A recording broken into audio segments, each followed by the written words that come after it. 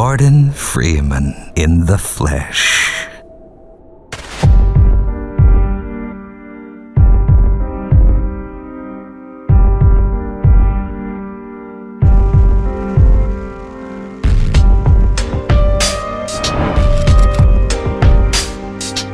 Welcome back everyone, we're going to be taking a look at Black Mesa today. For those of you who don't know, it's a remake of Half-Life 1 made by a group of modders that weren't too happy with the source port of Half-Life 1, decided to give it a go themselves using the latest source engine, and nicely Valve have let them sell it on the Steam site, so it's good stuff all around. I thought I'd check it out. I felt like playing Half-Life 1 again, thought I might as well play Black Mesa instead. Aw man, you cut the ponytail. Sellout. It is important to state that this is a remake and not just a reskin. They do strictly stick to the storyline of Half-Life 1, they just make a few improvements to certain regions of the game.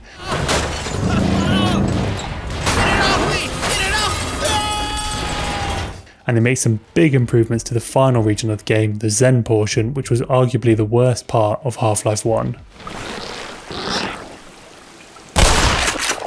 So let's get started by spending a little bit of time talking about the intro of Black Mesa. And I want to talk about the intro because at the time Half-Life 1 came out, and even now, it's a bit of a risky thing to start your game off with. And that's because it takes a relatively long time for you to actually get into the action. The game starts with a tram ride through your workplace, letting you get immersed in the world they created for you. And it lets you see the size and scale of your workplace, as well as adding a little bit of tension because there's a military environment to everything, and there's a hint of danger as you're going through your tram ride. Once the ride finishes, you start talking with some NPCs, and it once again feels very real and helps you get more immersed in the world. Hey Mr. Freeman, I had a bunch of messages for you, but we had a system crash about, 20 minutes ago, and I'm still trying to find my files. Oh, would you look at that? Freeman actually did show up for work this morning. Looks like somebody here owes me lunch. It also cements you as a colleague to these people rather than anything special, which is a nice contrast as you progress through the game and you start becoming more and more important to both your friends and to the enemy. This is the guy, huh? Thought you'd never make it. Speaking with your colleagues also helps to slowly build up the tension as you begin to be more aware of the experiment that's about to take place and start to realize how inevitably it's going to go wrong. We've boosted the anti-mass spectrometer to 105%. Bit of a gamble, but we needed the extra resolution. It was never meant to do this in the first place. I'm afraid we'll be deviating a bit from standard analysis procedure today, Gordon. We've assured the administrator that nothing will go wrong. Yes, you're right.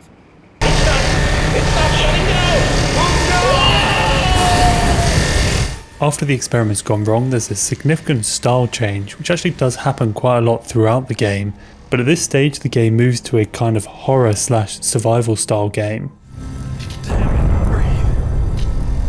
And they use great in-game scenes with NPCs to immerse you into this new phase and let you know how scary and dangerous your work environment has become. And for me, the previous interactions you had with the NPCs do make their deaths a bit more meaningful.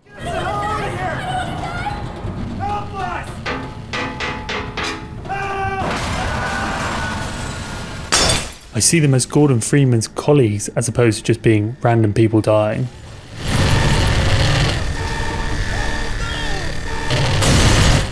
And it does take quite a while for you to actually get your first weapon, which is the crowbar, and then even longer until you pick up a pistol. And this way actually does serve a purpose. Firstly, it's a little bit scarier because you're unable to deal with threats yourself. Oh Jesus. Bring him down. Secondly, it makes even basic weapons feel a lot more powerful and a lot more satisfying to use. I mean, it felt great using the pistol for the first time.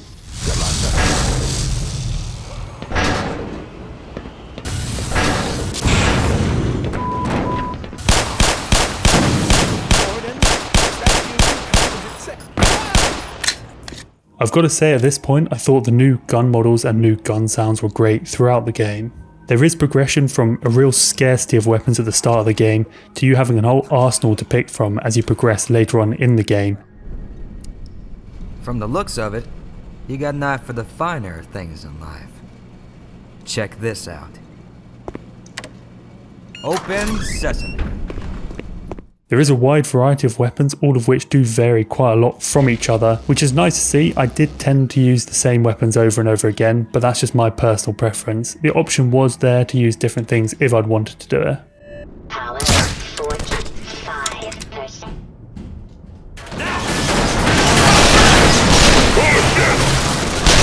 Kill back! Frag out!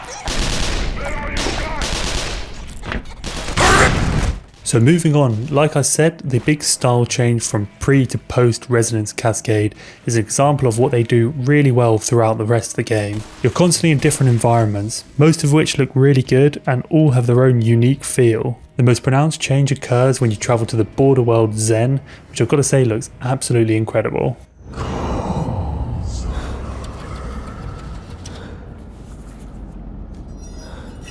Zen has definitely been worked on the most by the modding team, as it was arguably the weakest part of Half-Life 1, and you can tell they spent a lot of effort trying to rectify that problem. I will go into Zen in more detail later on, but for now I'll just say they did a really good job on the look and feel of this world.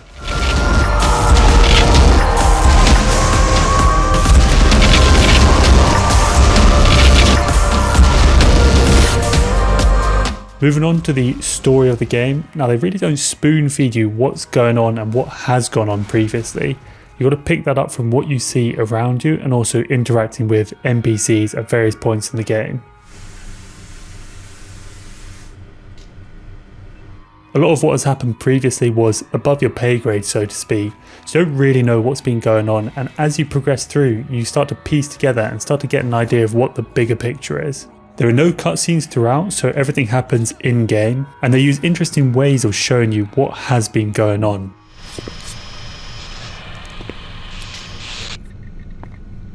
All of your objectives, so to speak, are very simple and given to you by NPCs, so it's really clear at all points what you're trying to do and what the aim is. We need to get to the surface and let someone know that we're stranded down here. So when you find the rocket, well, if you find the rocket, you'll have to get up to the control room and launch it yourself.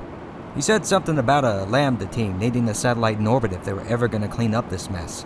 And what they do really well throughout the game is they keep your level of intrigue really high about what's actually going on. And one of the ways they do this is through sightings of G-Man, who's oddly calm in a lot of situations and ominously seems to watch you as you progress through different stages of the game. You have no interactions with him and they don't make a big song and dance about his appearances, which just adds that level of creepiness and intrigue. The military is also used really well in keeping you interested in finding out what's been going on, because at first you get the objective to get to the surface in order to seek help, which seems like a reasonable objective. But then they use NPCs once again really well to build up the tension as they start to question whether it actually is a good idea to try and get help. I'm not so sure we should go to the surface. What if the world finds out what we're doing down here? And then you get your first inkling that the military might not be there to help you over a PA system which, let's just say, doesn't sound too friendly. Attention. This announcement system now under military command.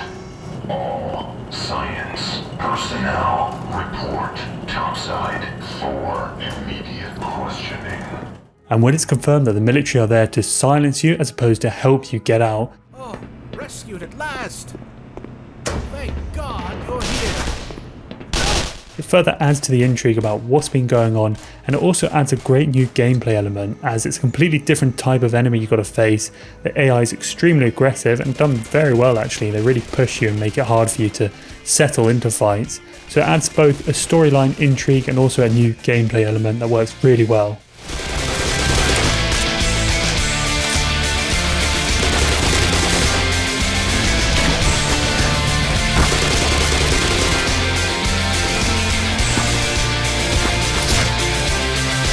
So they don't spoon feed you the story, instead they let you find out little bits about what's been going on as you progress through your journey. They definitely make the military seem particularly horrible, so you definitely have no reservations about killing them in order to get out. I've killed 12 dumbass scientists, and not one of them fought back. Hey! Asshole!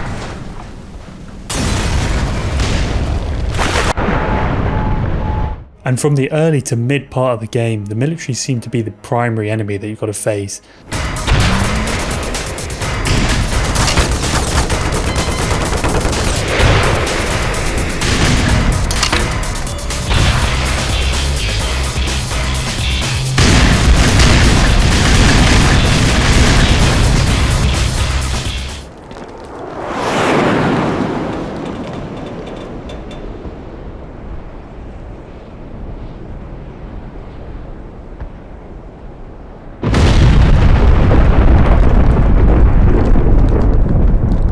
And there are some skirmishes between the military and the aliens, but it still seems like the military are on top of the engagement, and really they're the biggest threat that you've got to face.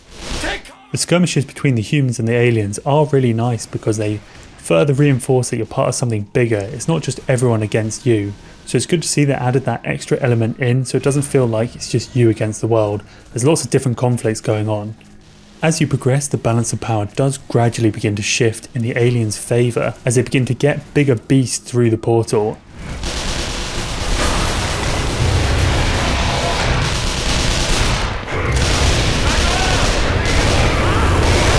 And they start to have the upper hand in the conflicts. It's pulling out! Anyone that's down there now is on his own repeat! It worked already! What? Oh shit! Down! Which both makes for some really good visuals, but it also makes it vital for you actually to get through to the alien world and end the conflict.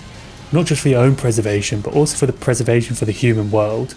Enough to know that if you don't wipe it out, well, let's put it this way. There ain't gonna be much for you to come home to. Now, a big part of this game is puzzles, and these are great not only for breaking up combat, but also great in their own right, and they're mostly focused on getting from point A to point B. There is a good variety of puzzles which helps keep them fresh, or if it's the same kind of puzzle, you can be pretty sure it's going to be in a different environment which has its own unique feel. I found that when I did get stuck on a particular puzzle, it wasn't because I couldn't really figure something out, it was usually just because I couldn't see something. There was just something I couldn't quite see, it was just a little bit out of the way, and it took me a while to find it. All in all, I thought the puzzles were really good. As you're moving from point A to point B, you're usually moving through really nice environments with good visuals, so they keep it interesting for you. So moving on to the music. On the whole, I'd say the music was excellent. It was particularly good in the Zen portion of the game.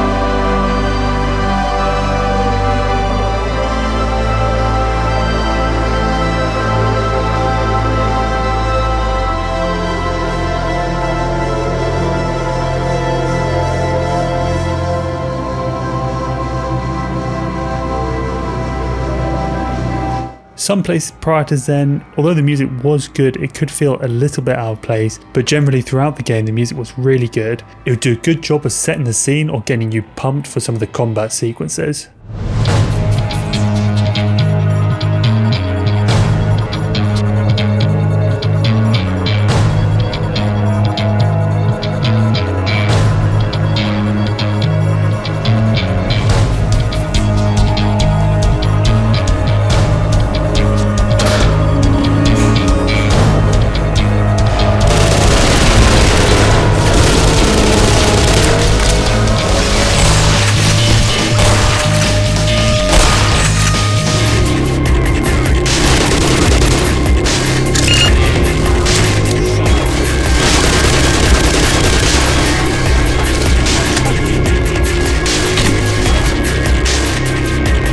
So let's talk about the final stage of the game, the Zen portion, which the developers spent the most amount of time on. I found this portion really enjoyable, the visuals were incredible and completely different to the human environment. They really fleshed it out and made it feel lived in. Even within the Zen world, they had a multitude of different environments to stop the game feeling at all stale. It was great to see the creatures you were previously fighting actually in their natural element. There was also the introduction of new enemies. You get some of the bigger beasts that are more commonplace here as well.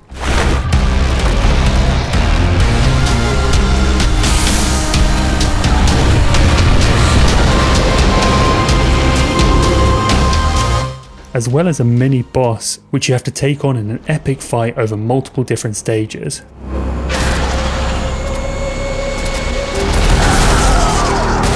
They also continue piecing together the story here. You're able to see previous expeditions that have gone out and not ended up doing too well, but it's nice to see that shown, the previous work that's been done, the previous samples that have been taken. You also get to see the Vortigons being presumably forced into labour and creating the alien grunts for the alien army, and you get to see how they actually become aggressive, because you do fight them in the human world, but they seem pretty docile for the most part as you encounter them in the Zen world.